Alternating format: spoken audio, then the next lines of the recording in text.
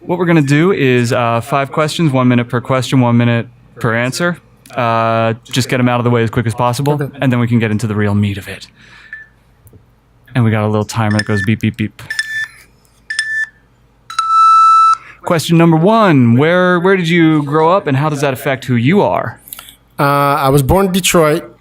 We moved to Brooklyn when I was 2, and then I was raised in the Bay Area in Palo Alto. Okay. And I lived in the hood. So you remember the movie Dangerous Minds? Yeah. That was in my neighborhood. So you can just imagine the hood type of a place I grew up in. And being the young black gay dude in the neighborhood who was kind of, bullied a little bit until I learned how to fight, kind of made me who I am. So today, the things that I write and produce, I'm interested in underdog stories. And there's a reason for that because I always consider myself the underdog. Okay. You got 18 seconds left on the clock. So those are the things that I'm fascinated by. If people want to send me a script and I have time to read it and it has something that moves me in that type of way, I'm always eager to read it. You know what I mean? If it's... We'll get back to that. I got That's what you questions. get for adding an extra 18 seconds. I got follow-up questions. What's the must-engage media, the film, book, the TV show that you shouldn't die without having seen, and why?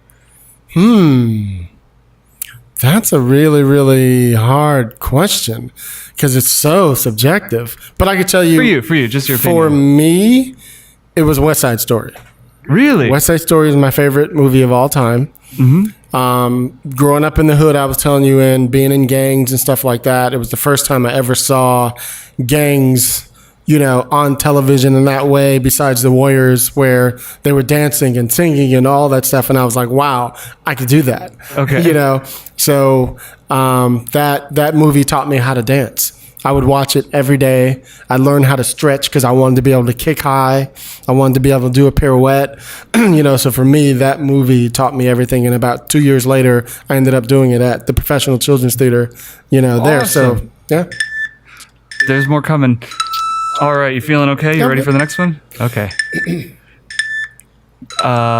Purest joy. Where does it come from for you? I would say I have it in many ways, though. I have it when I write fade out in a script. I have it when my husband and I just take a drive, and I have the Starsky & Hutch car. You probably saw it outside. Was that yours? Yeah. Okay. I was wondering. When we just go for a ride, cruising on the beach, and I have that joy. I have it when I see a movie and it moves me in a certain way.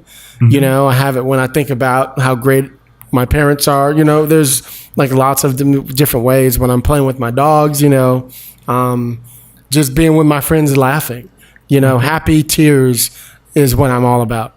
Okay. That's my favorite thing. All right. You're good at this. You got 10 seconds left.